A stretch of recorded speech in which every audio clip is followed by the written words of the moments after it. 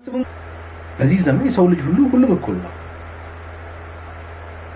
ሁሉም የሰው ልጅ እኩል ነው። የስልጣን ባለቤት ደግሞ ሶቨረን የስልጣን የመጨረሻው ባለቤት ህዝብ ነው። ስዩመ አላህ ስዩመ እግዚአብሔር ምናምን የሚባል አይደለም። ይሄ ዘመን አልፏል። ተተናው መጥተናል፣ አንመለስበትም። ሶሻል ኢቮሉሽን ማህበራዊ የሰው ልጅ ከጋርዮች ከድንጋይ መቀጥቀጥ ከምን ከዛ ወጥቶ አሁን ያለንበት ዘመን ደርሰናል። አሁን ያለው ሆሞ ሳፒያን ሞደርን ሜን ዘመናዊ ሰው ተመልሶ ሆሞ ኢሬክተስ አይሆንም አይደል? ወደ ኋላ አይመለስም። ወደ እነ ሉሲ ምናምን አይሄድም አይደለም? ኢቮሉሽን ሶሻል ኢቮሉሽን እንደዚህ ነው። ዘውዳዊ ንጉሳዊ የሚባል ይሄ የመጨረሻው ኋላ ቀር አስተሳሰብ ነው። ይሄ በዚህ በአማራው ፖለቲካ ውስጥ መሻር መፈቅ ያለበት ነው። እንደዛ አይነት አስተሳሰብ እንደዛ አይነት ትምህርቶች ሊቀለድባቸው ሊፌዝባቸው ይገባል። የሚመጣ ንጉስ የለም። እንደዛ አይነት አስተሳሰብም ኋላ ቀር ነው።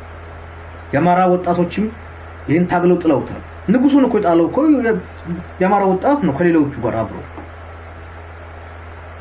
የጎጃም እኮ ገበሬ አምጿል። በአዲስ አበባ ወጣቶቹ ተማሪዎች እኮ አምጸዋል። ዘውዳዊው ስርዓት ተጥሏል፣ ተወግደዋል። አንዳንዶቹ አሁንም አውሮፓንትን ያላቸው አሉ።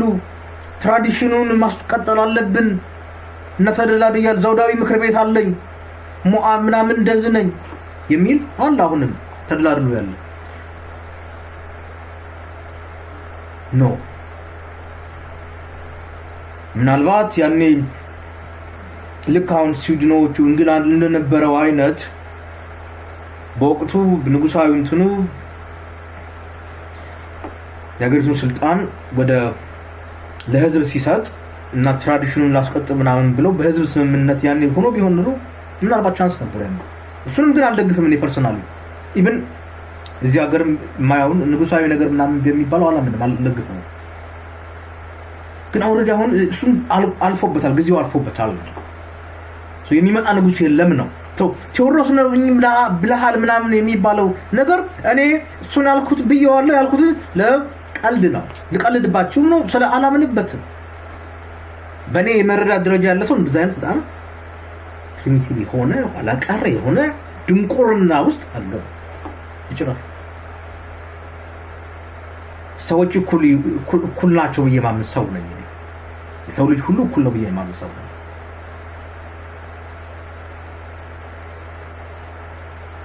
ስለዚህ እኔ በዘውዳዊ ስርዓት እኮ ተስፋ ማድረግም እኔ እየከለከልኳቸው አይደለም። ግን ጥቂት ይሄ ፋናቲክ የሆነ ጥቂት ጽንትን ምንድነው በቅዠት ዓለም ውስጥ ያለ ሰው ሊያስበው ይችላል። ሚኒስትሪም ሆኖ ግን መምጣት የለበትም። የአማራው እንትን ሚኒስትሪም የትግል እንትን ሆኖ መምጣት የለበትም። የኋላ ቀር ይሄንን መጣል አለብን እኛ። የአማራ ልሂቃን ምናምን እኛም ዝም ስላልን እኮ እኛም ዝም ስንል ይሄ ጺሙን እያሳመረ እኮ መጣ እኮ ጎረምሳው ሁሉ እኮ መሬትም ላይ እኮ አሚን ተካርክመው መጡ እኮ። የንጉስ መልክ አለን እያሉ መጡ እኮ። በጣም ኋላ ቀር አስተሳሰብ። ፍትሃዊውን የአማራ ጥያቄ የአማራውን ህዝብ ጥያቄ የአማራ ገበሬ የጎጃም ገበሬ የጎንደር የወሎ ሸዋ የወጣው ማዳበሪያ አጣሁኝ፣ ነፍሴ ተነፈገ፣ የስልጣን ባለቤት አልሆንኩም፣ ጥያቄዎች አሉኝ፣ ተፈናቀልኩኝ፣ ከቀዬ ተባረርኩኝ፣ በሀገሬ በሰላም መኖር አልቻልኩም የሚል ፍትሃዊ ጥያቄ ነው ያለው። ይሄን ጥያቄ አውርዳችሁ ዘውድ ምናምን ትላላችሁ እንዴ? ደንቆራዎች ናችሁ በእውነቱ እንደዚህ የምትሉ ሰው። ትንሽ ደግሞ ትምህርት ቀምሻለሁ ምናምን ነው የሚል ሰው ነውር ነው አይባልም። እንደዚህ በዚህ ዘመን ሊወገድ ሊነወር የሚገባው አስተሳሰብ ነው። እና እዛ ያለው የገብርኤል ልጅ የሚሞተው አንተን ሊያነግስ ነው። አንተን ሊያነግስ ከዛ አንተ ደግሞ ለልጅህ ሌላው ባሪያ ጭሰኛ ምናምን ይሄ በዘመን አሁን ህወሓት እኮ በኢህአዴግ እኮ ህወሓት የጥቂት እንትን ሆኗልኝ የንጉሳዊ አይደለም የጥቂት ቡድን የጥቂት ስብስብ የጥቂት ብሔር ሆኗል ተብሎ እኮ ተቃውሞ የተደረገ እንኳን ይሄ በደም በዘር ሀረግ ሰለሞን ዘር ነኝ የምናምን ዘር የንጉስ ምናምን ነው ወይ የመራ ህዝብ ጥያቄ አስራስ እኛም ያነስ ልታገልለት እንደነበረው ደንበኛ ጥያቄዎች አሉ ደንበኛ ለምሳሌ ህገ መንግስቱን በሚመለከት ህገ መንግስቱ በህዝቦች ፍቃድ መሆን አለበት የሚጸድቀው ውል ይሄ ሶሻል ውል ማህበራዊ ውል በህዝቦች ፍቃድ መሆን መቻል አለበት በዛ አካባቢ ላይ ያሉ መንፈሶቹ ላይ አማራውን በጠላትነት የሚፈርዱ የሐሰት ትርክቶች መስተካከል አለባቸው በመላው ኢትዮጵያ ውስጥ ተበትኖ ያለ የአማራው ማህበረሰብ የፖለቲካ ውክልና ያስፈልገዋል ፍትሃዊ የሆነ ኢኮኖሚ ተጠቃሚነት ያስፈልገዋል የሚል የወሰነ ማንነት ጥያቄዎች ሁሉ እነሱ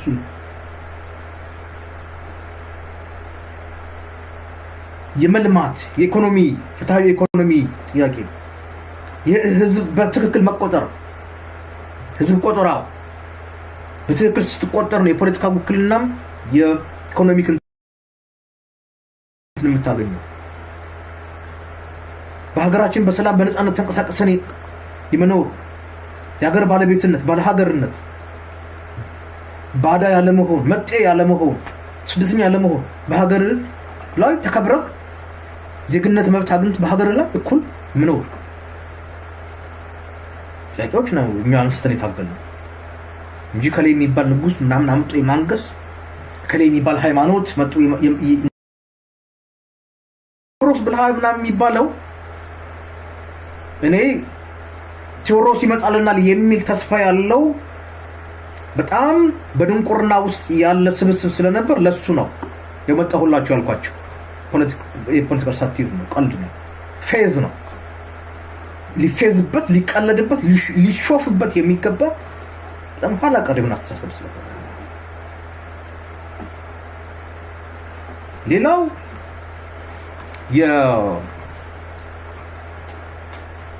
ሜጫ ኦሮሞ ነኝ ብሏል ኦሮሞ ህዝባችን ነው ደግሞ ኦሮሞ ማህበረሰብ የአማራ ማህበረሰብ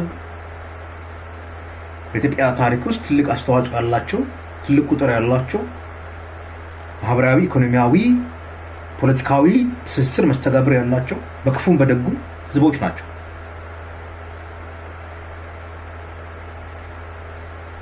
ጅማም ስለተማርኩኝ ጅማ ዩኒቨርሲቲ ኦሮሞውንም በቅርብ ማቅሰው ነኝ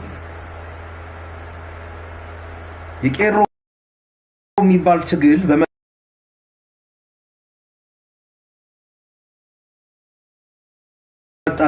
አሰትርክታውን አማራ ነፍጠኛ ምናምን እንደሚባለው ኦሮሞም ላይ የነበረ ኦሮሞ እንዳስፈሪ አድርጎ የመቆጠር ምናምን መጥፎ አመለካከት መጥፎ የሐሰት ትርክት ነበር በኦሮሞም ላይ እና የቄሮ ሙቭመንት ሲመጣ ፋኖም እየታገለ ነው አማራው እየታገለ ነው በዚህ ደግሞ ኦሮሞዎች እየታገሉ ነው የኢህአዴግ ስርዓትን ለመጣል በዛ ሂደት ውስጥ እኔም ቄሮ ኦሮሞ አስፈሪ ነው ስለ እየተባለ አማራው የኦሮሞን ነገር መደገፍ በጣም አስፈሪ ተደርጎ ነበር የሚቆጠረው በዛ ጊዜ ትዝ ስለሚለኝ ነው የዛሬ 10 አመት ምናምን ለዛ ነው እኔም ኦሮሞ ነኝ ብዬ መጣሁት በሆነም ችግር የለውም አሜን ወደ ኋላ ብንሄድም ኦሮሞነት ምናምን ትግሬነት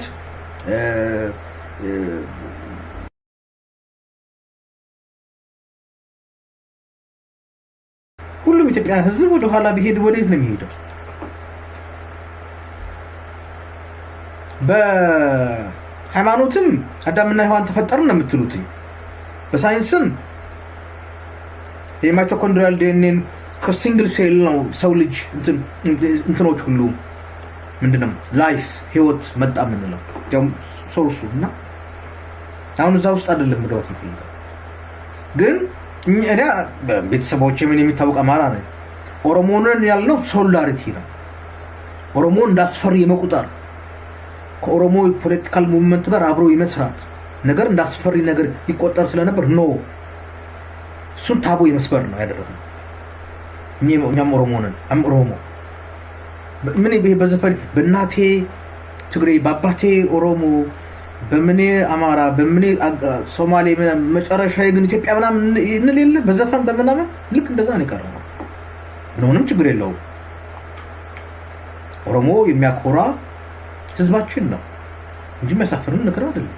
የመጫ ኦሮሞ ነኝ ብለዋል። ግን አውዱ የተባለበትን አውድ እንድትረዱት ብዬ ነው። ኦሮሞንን በጎጃም እኮ ሜጫ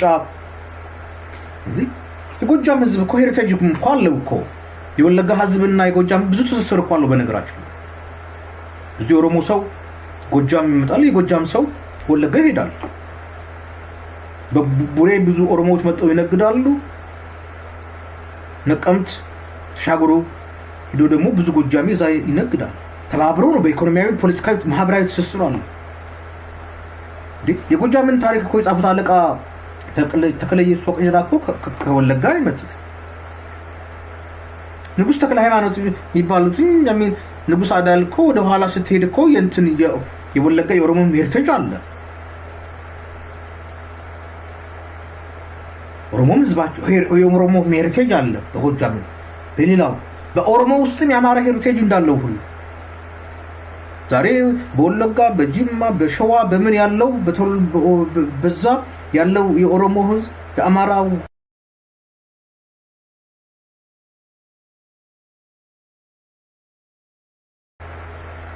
እሱን ያመጣ ነው። ትግል በሚደረግበት ሰዓት በመናረግበት ሰዓት ነው ኦሮሞ እንደ ጥላት የሚቆጠር ህዝብ አይደለም።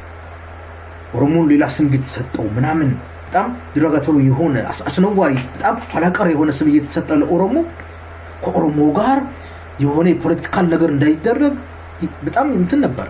ታቡ ነገር ነው፣ አስፈሪ ነገር። ያን የሰበር ነው።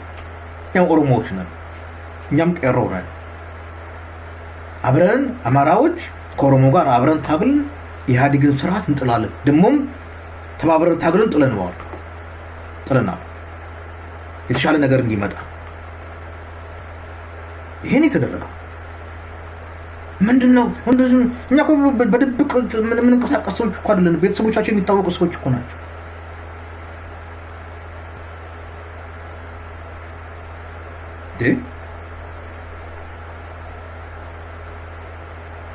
ሌላው አማራ የለም ብለዋል። ሌላው ክስ በጣም የሚገርመው አማራ የለም ብለዋል። ይሄን ነገር ይሄን ዘመድኩን አይገባውም። ምክንያቱም ዘመድኩን መሬት የተንቀጠቀጠው እግዚአብሔር ተቆጥቶ ነው የሚል ሰው ነው እና እንደዚህ አይነት አስተሳሰብ ውስጥ ያለን ሰው ይሄንን አይረዳው። አማራ እኔ አማራ ነኝ፣ አማራ የሚባል የፖለቲካል ማህበረሰብ አማራ ነኝ ብሎ ይምጣ ያን ያስቸግሮን ነበር። አማራው እኛ አማራ ብሔርተኝነት ስንቀሳቀስ እኔ ኢትዮጵያዊ ነኝ አማራ ኢትዮጵያዊ ነኝ ይላል። አማራ ካለ አማራ ነኝ ብለህና በአማራነት እንደዚህ የተፈናቀልክ ነው፣ በአማራነት ይሄ ነገር እየደረሰብህ ነው። ከሌለህ አለው ካለህ መኖርህን አረጋግጥ የሚል የሪቨርስ ሳይኮሎጂ ነው። አለው ብሎ እንዲመጣ ነው።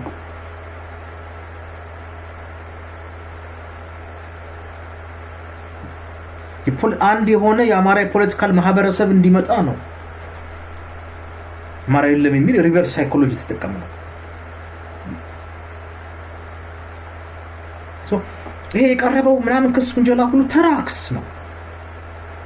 እኛ ፐርሰናል ኢንተግሪቲ ያለን ሰዎች ነው። ትግልም አርገን አሁን ለውጥ ብልጽግና የሚባል ይሄ ከመጣን በኋላ እኮ መንግስትን በጭፍን አልደገፍንም።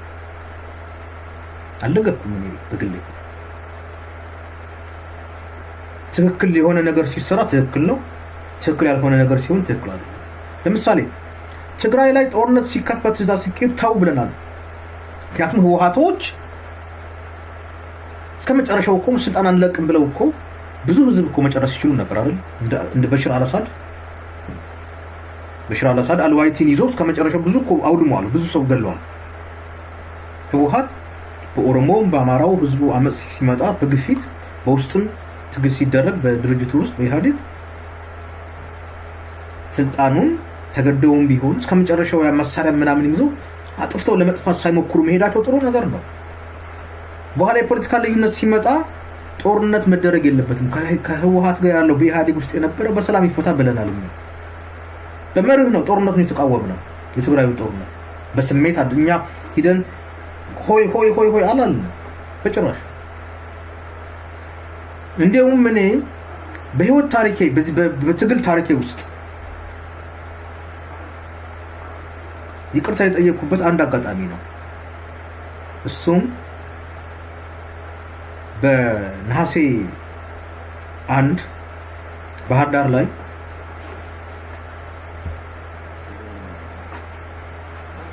ዳር ላይ አማራዎች ተገለው ነበር እና በጣም ስሜታዊ ሁኜ ከለውጡ በፊት ነው የምላቸው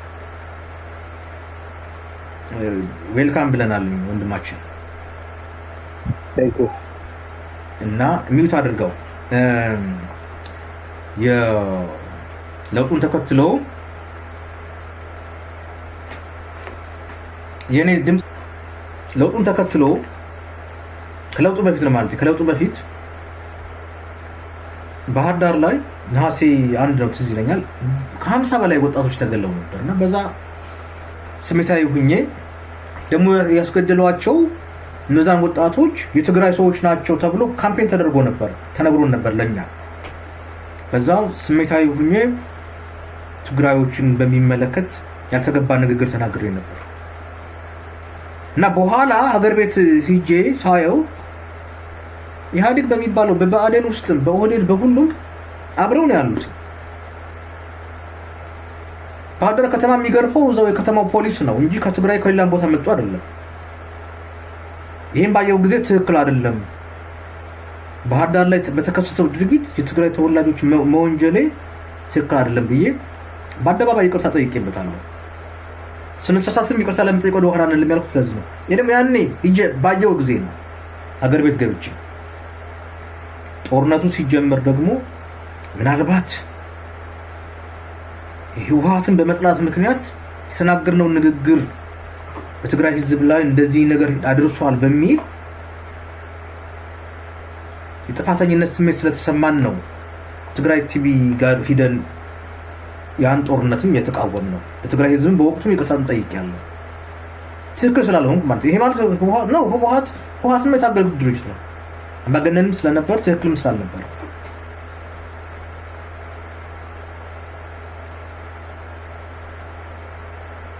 ጦርነቱን አውግዘናል። የትግራይን ጦር በወቅቱ በአማራ ትግል ይሄንን የሚያደርግ ማንም አልነበረም። የትግራይ ከአማራ ፖለቲካ በድፍረት ነው የተቃወመው ሂደው በኋላ ጉልበት ይዘው ሲመጡ ደብረ ብርሃን ምናምን ኮምቦልቻ ሄደው በአማራው ላይ በደል አደረሱ ቲዲኤፍ ሲባል ነው ብለናል። ደግሞ ያን ተቃወምኩ ደግሞ ያን እነሱ በትግራዮች ላይ በዛ የተደረገውን መከላከያ ሄዶ እንደዛ አደረገ በዚህ ወጣ በዚህ ገባ የሚባለው እና አምነስቲ ሁማን ራይትስ ዎች እነዚህ ገለልተኛ ሰብአዊ ተቋማት ያወጡትን ሪፖርት አይተን ትግራይ ላይ ይሄ ነገር በደል ደርሷል በአክሱም በምን የተደረገው ሁሉ ስናይ እኔ በመርህ ነው ሰው ሁሉ በሚያብድበት ወቅት ነው በድፍረት ያለምንም መሸማቀቅ ትክክል አይደለም ብለን የተናገርነው ሰላም ይበጃል ያለው መንግስትንም ጠቅላይ ሚኒስትርና አብይን እኮ መቀሌ ሲገባ ተደራደር ብየዋለሁ። በወቅቱ ተደራደር ነው ያልኩት። ተደራደር የፖለቲካል መፍትሄ ነው የሚያስፈልግ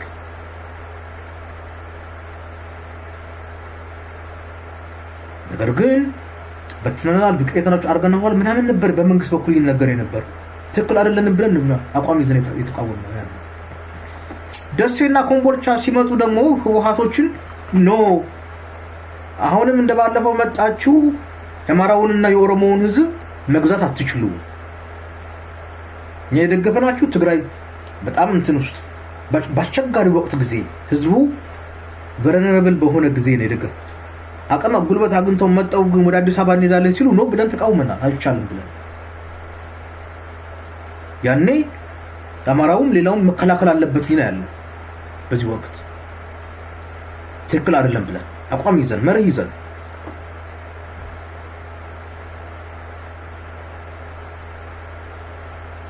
ተቃውመናቸዋል። ከዚህ በኋላ ጨርሰናል ድርድር አያስፈልግም ሲሉ ነፃልቃን ምናምን ትክክል አይደለም ብለናቸው በድርድር ነው መጨረስ ያለብን።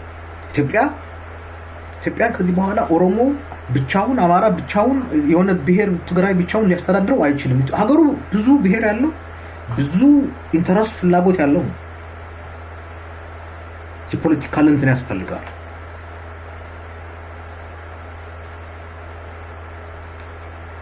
አማራ ክልል ላይ ደግሞ አሁን እንትን ሲመጣ ይሄኛው የፋኖ እንቅስቃሴ ሲመጣ አስቀድመን ፋኖዎችን ከመንግስት ጋር ሆኖ አብራችሁ ሆኖ ሁለተኛ መንግስታት ሆኖ ብለናቸዋል። መንግስትም ደግሞ የህዝቡን ጥያቄ ይመልስ ብለናል። ነገር ግን በኋላ ልዩ ኃይሉን ትግራይ ውስጥ ደግሞ ከትግራይ ጋር ስምምነት የሰላም ስምምነት ሲያደርግ ደግፈናል። ጦርነት ይቁም ስላል የፕሪቶሪያ ስምምነት ደግፈን የቆምኩት ነው። በአደባባይ ነው የደገፍኩት። ጦርነት የማቆም ስለሆነ አገሩ ላይ ሰላም የማምጣት ስለሆነ ዝም ብለኛ በደመ ነፍስ አይደለም። የፕሪቶሪያ ስምምነት አገርስ አማራ ኢንተረስትም አይደለም። የአማራ ህዝብ እኮ ሰላም ይፈልጋል። ጦርነቱ ትግራይን ብቻ አይደለም የሚጎዳው እንዴ እስከ ደብረ ታቦር እኮ ደርሷል እኮ ጦርነቱ እስከ ደብረ ብርሃን እኮ ደርሷል። በዚህ ሂደት እኮ ደቋል አማራውን ክልል። ሰላም እንፈልጋለን። ሰላም በኢትዮጵያ ለሁሉም ህዝብ ነው የሚጠቅመው። ሰላም ሲኖር ነው ተረጋግቶ መኖር የሚቻለው፣ ኢኮኖሚው ማደግ የሚችለው። ህዝቡ በሰላም ሲኖር ሁሉ ነገር ሊሆን ይችላል። ሰላም የአንድ ቡድን ብቻ ኢንተረስት አይደለም። የኢትዮጵያ የመላው ህዝብ ኢንተረስት ነው። ለዛም ነው የደገፍነው ሰላም። ዛውን መንግስት ሄዶ ልዩ ኃይል እናስፈታለን ምናምን ሲባል ቀስ ሲባል ይሄ ነገር በዛ በትግራይ በኩል መሳሪያ ታጥቆ ያዘ ጠመንጃ ያዘ 300 400 ወታደር ባለበት አጨቃጫቂ ቦታዎች አከራካሪ ቦታዎች ባሉበት አማራውን ብቻ ትጥቅ እናስፈታ ማለት ትክክል አይደለም ብለናል። ጦርነት የሚያስነሳ ነገር ነው እንዴ? እጅህን አስሬ ሌላው መሳሪያ ይዞ እጅህን አስሬ ላስቀምጥ አይባልም። በመርህ ደረጃ እኛ ከሀገር መከላከያ ሰራዊት ውጭ ነው በግል ሀገር መከላከያ ሰራዊትን የሚቀናቀን መሳሪያ ጠመንጃ የያዘ ኃይል በሀገሩ ላይ እንዲኖር አልፈልግም። እኔ እንደው መፍረስ አለበት ልዩ ኃይል ምናምን በሚለው እኮ ሁሉም ነው የሚያምነው። ነገር ግን ሌላው ታጥቆ ይዞ TDF የሚባለው ከፍንጫው መሳሪያ ይዞ እዛ ቁጭ ብሎ የአማራን ልዩ ኃይል ቀድሜ መጥቻ አስፈታለሁ ምናምን ትክክል አይደለም ብለናል። አፈጻጸሙ ጋር ኢምፕሊሜንቴሽኑ ጋር ስህተት ነው ብለናል። ደግሞም ተገቢ ነው። የህዝቡ ጥያቄ የአማራም ልዩ ኃይል ልጆች ጥያቄ ስጋት አለብን እዛ ጋር። ትናንት ደብረ ታቦር ድረስ የመጣ ደብረ ብርሃን ድረስ የመጣ አቅም ያለው ኃይል እዛ አለ። የኛ አማራው ብዙ ጥያቄዎች አሉ። ያገሩ ፖለቲካ ሳይረጋጋ መሳሪያ ይያለው የሚለው ሌላውም ሳይፈታ አማራውን ብቻ እንትን መባል ትክክል አይደለም ተብሏል። ወደ ጫካ ሲገባ ሲሄዱ ባይሆን ጥሩ ነበር። ከጦርነት በፊት ቢመለስ ያማራው ጥያቄ ብለን ነው። በገቡም ጊዜ ግን እኔ አልተቃወምኳቸው። የሚገርማቸው ተገደው እንደሄዱ ስለማውቅ መሳሪያችሁን ፍቱ ልቀቁ ምናምን ፍትሃዊ ነው። መሳሪያ ጠመንጃዬን እንዴት እሰጣለሁ?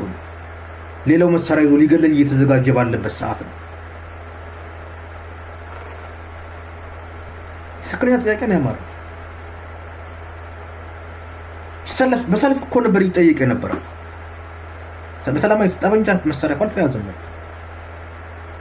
የክልሉ አስተዳደር ደካማ ስለነበር ብልጽግና የህዝቡን ጥያቄ በትክክል ስላልመለሰ የፕሪቶሪያ ስምምነት እኮ የሰላም ስምምነት ሲፈራረሙ እኮ እየተሳሳቁ ነበር ሲፈርሙ የነበር እንዳል አገነስት አማራ የሚያስል ትክክል አይደለም። የተሰራው ኮሙኒኬሽን ስራም ትክክል አይደለም ብለናል።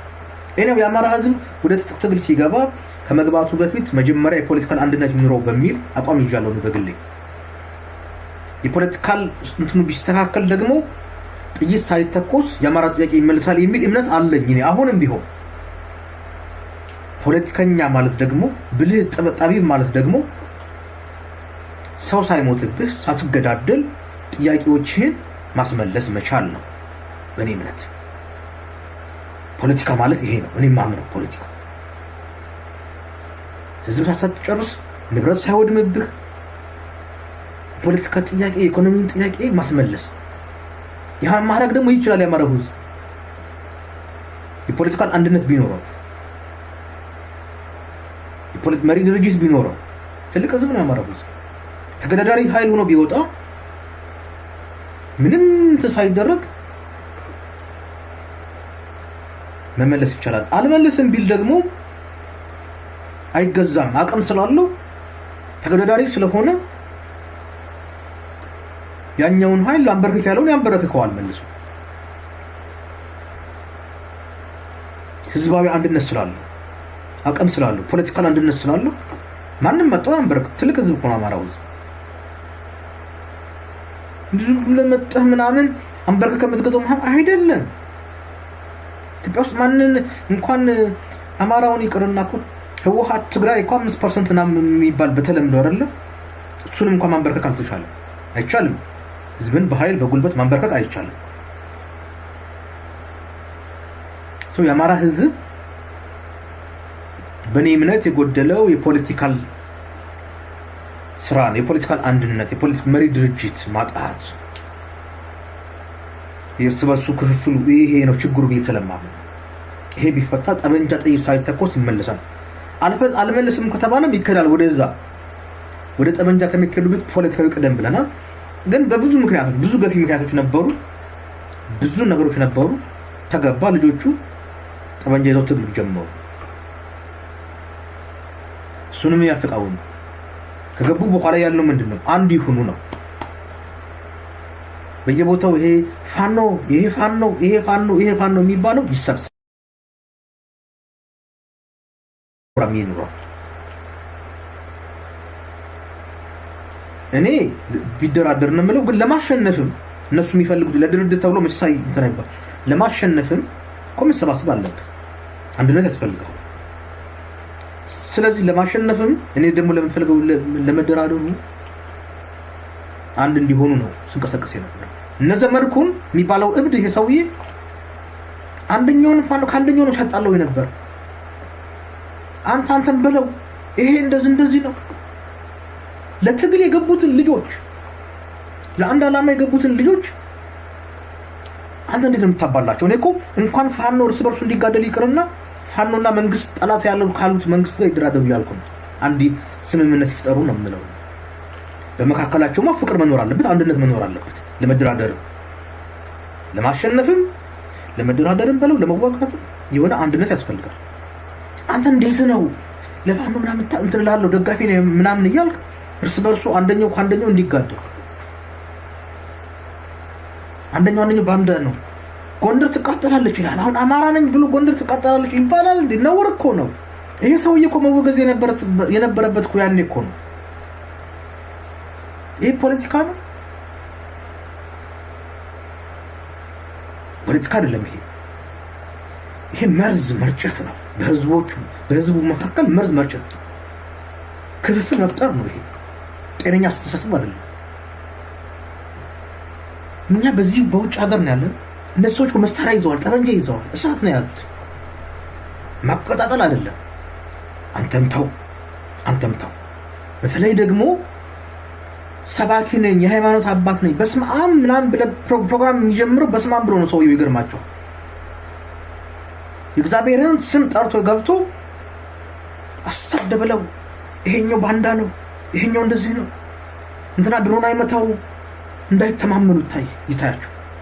እርስ በርስ ለአንድ የትግል ዓላማ ወደ ሜዳ ወደ ጫካ ገቡ ወንድማማቾች በአንድ ዛፍ ጥላ ስር አብረው እንዳያድሩ ጥርጥር፣ በወንድማማቾች መካከል ጥርጥር። ይህንን ነው እንደ ጀግና እንደ መሪ ምናምን የምትከተሉት። ትክክል አይደለም።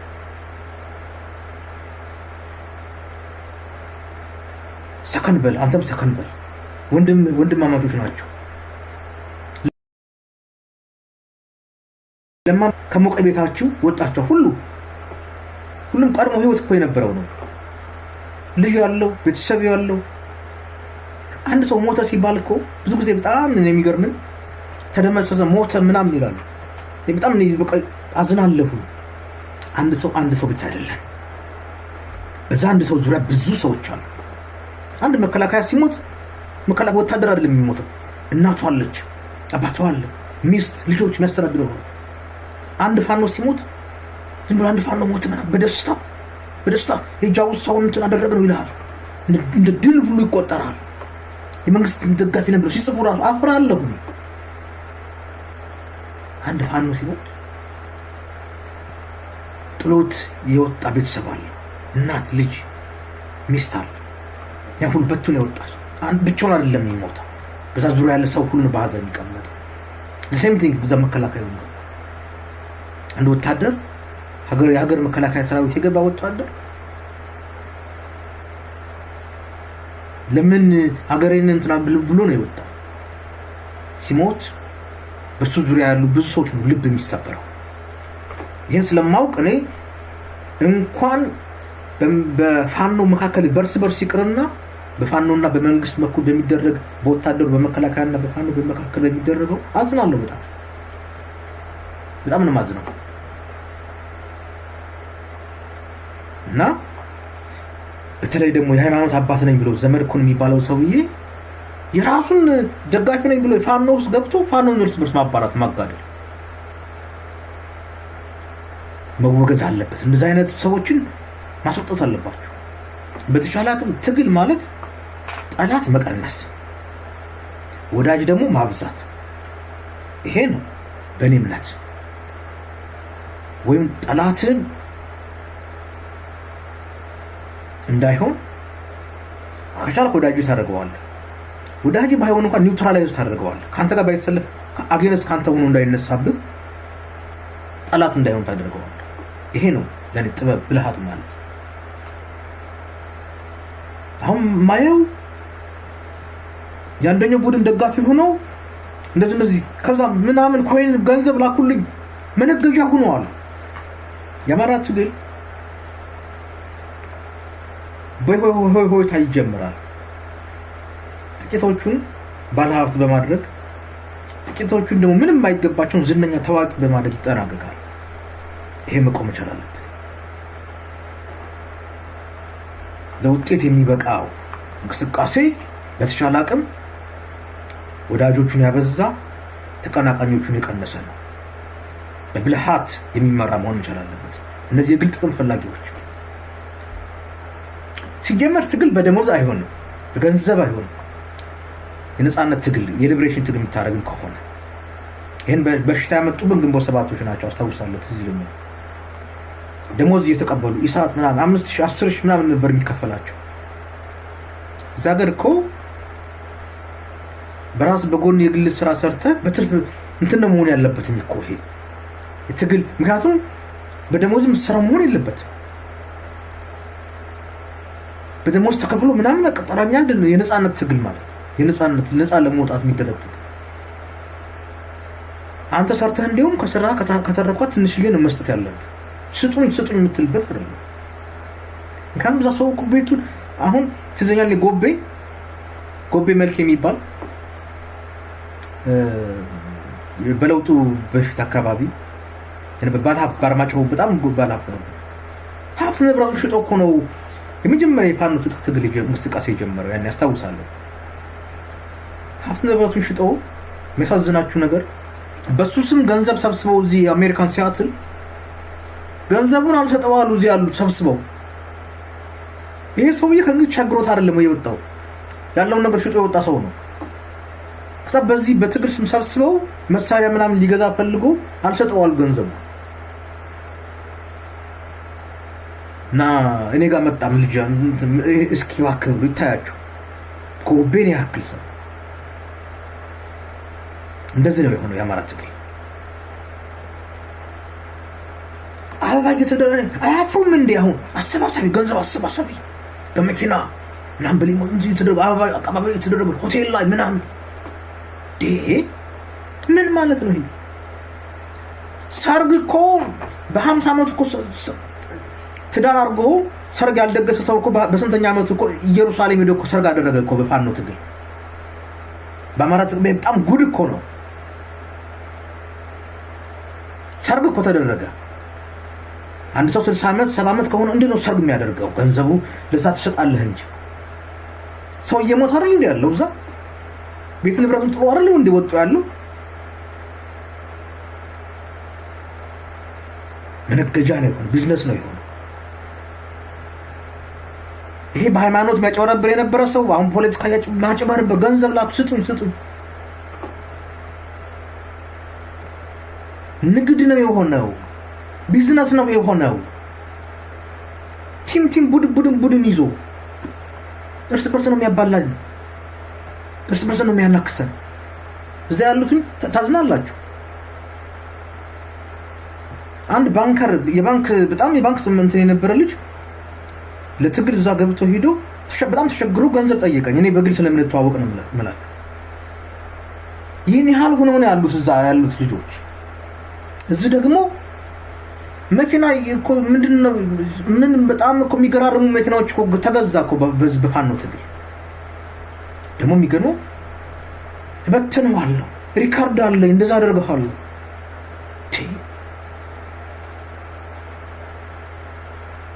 ቀበቶ ዞር የነበረ ሁሉ ማንም መጣው እዚህ ህይወቱን ካሳለፈ በኋላ በፋኖ ትግል ተመልሶ ደግሞ ያንገራገረዋል። ያንን ምስኪን ወጥ በዛ ስም ይነግድበታል፣ ያስፈራራዋል። እንደገና ተመልሶ ምናምን እያለ ነው። ይህንን ነው ማለት ያስፈልጋል። ዛሬ እና አስራስ ጋር ሲመጣ አይደለም ይሄ ሰው የመወገዙ የነበረበት ዘመድኩን የሚባለው ጎንደር ያኔ ሲሳደብ አቃጥላለሁ ያለ ሲፎክ ያኔ ነው መወገዝ የነበረበት ይሄ ሰው ያኔ ነው መወገዝ የነበረበት። እንደነዛ አይነት ሰዎች በጠቅላላ በሙሉ በዚህ ቲም ይያዙ ቡድን ይያዙ የሚረብሹ የሚበጠብጡ ሰዎች መወገዝ መቻል አለባቸው። የመራው ትግል የመራው ፖለቲካ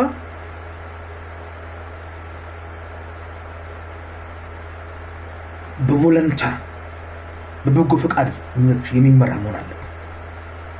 በበጎ ፈቃደኞች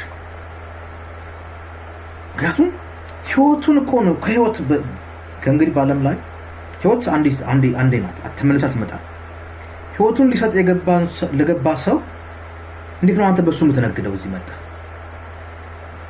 በትግሉ የምታምኑበት ከሆነ ቤታችሁን ለምን አትሸጡ? ቤት ያላችሁ ሰዎች መኪና ከመግዛት ቤት ከመግዛት መሸጥ አለባችሁ። ሽጣችሁ ለምን አትሰጧቸው?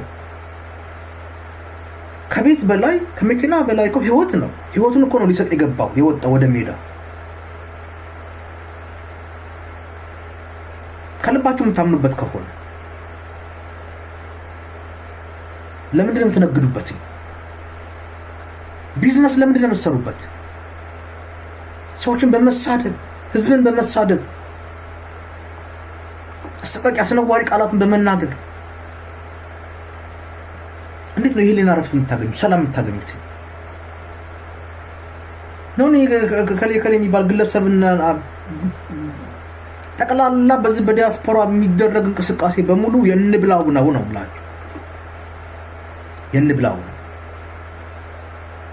ይሄ ሁሉ እንዲፈተም ምን መደረግ አለበትኝ? በእኔ እምነት በዛ በመሬት ያሉትኝ ልጆች ማንም ሊያስፈራራቸው አይገባም።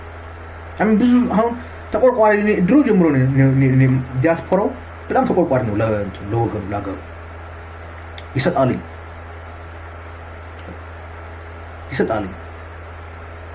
ተፈናቀለ ሲባል እንትና ሲባል ይሰጣል። ሰው ያው ከትርፉ ማለት ነው ይሰጣል።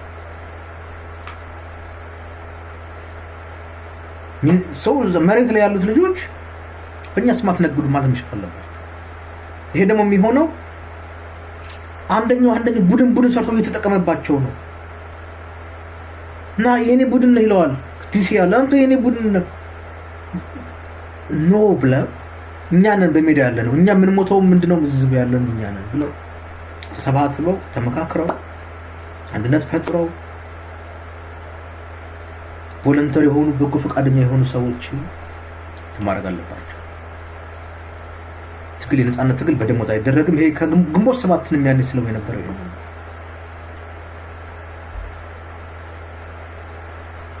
እና ዛሬ ሳላስበው አበዛሁባችሁ። እንደው ያ ዘመድኩን የሚባለው ሰውዬ አሁን እሱ ይገርማቸው ያስፈራራል። ደግሞ እኮ ሳተላይት ቴሌቪዥን በህዝብ በእናንተ ገንዘብ እኮ ነው የሚያስፈራራችሁ። በጣም ያሳዝናል። ብቻ ለማንኛውም እንመጣለን ስርዓት ለማሳዝ መልክ ለማሳዝ እንደዚህ አልፎ አልፎ ብቅ እንላለን። እንደም ሰሞኑን ተደጋግሜ ልመጣ እችላለሁ። ምክንያቱም እኛኛ ተተንላችሁ ፖለቲካውን ስንተውላችሁ መጣችሁ ፈላ ይሄን ህዝብ እንትን አደረጋችሁ አባላችሁት። ደግሞ ስማችን ልታጠፉት ሞክራለሁ። የኛንስ ተውት። መሬት እዛ መሬት ያለው ሰው ረፉ መባል አለባችሁ። እና እኔ አሁንም በፊት እኛን ሲሰድበን የነበረ ጊዜ ዝም ብላችሁ አሁን ለእናንተ አንል ማለት የለባችሁ። ሁሉም መባንን አለበት። አሁን ይሄኛውን ሰውዬ ብቻ አይደለም ብዙ አሉ በየቦታው። ሁሉንም ነው የምላችሁ። ከፋፋይ የሆነውን ነገር በግል ገንዘብ አምጡ የሚላችሁ አትስጡ። ለግለሰብ አሁን አንድ ሰውዬ ፋኖ የነበረ ኩላሊቱ እኮ ፌል አድርጓልኝ እዚህ ወሎ አካባቢ ብለውኛል። አንድ ልጅ ያሳዝናል። እዚህ ጎጃሙም አንድ ማን ይበለይ ዘለቀ ልጅ የሚል ሃይማኖት ማን የሚባል ልጅ ፌል አድርጎበታል። እዚህ በዲያስፖራ ቁጭ ብሎ ገንዘብ አምጡ ስጡ ለምን እንዳትሰጡ። ለግለሰብ ነው የምላችሁ። ተቋማዊ ነገር አምጥተው ብታገዙ ነው ችግር የለም። ተቋም ለድርጅት ይሄ መጣ ፎሎወር ያበዛና ከዛ በኋላ ለስልክ ላክልኝ ለምን ላክልኝ ሰርተ ብላ ነው ማለት ያለባችሁ። በትርፍ ጊዜ ከፈለገ ቮለንተር ሆነ አገልግል። ትግል እንደዚህ ነው መሆን ያለበት። እንዲያውም በትርፍ ካመነበት ነው ይሄድ የህይወት መስዋዕትነት ይከፍል ሄዶ እዛ ካመነበት። ይሄ ነው አቋሜ።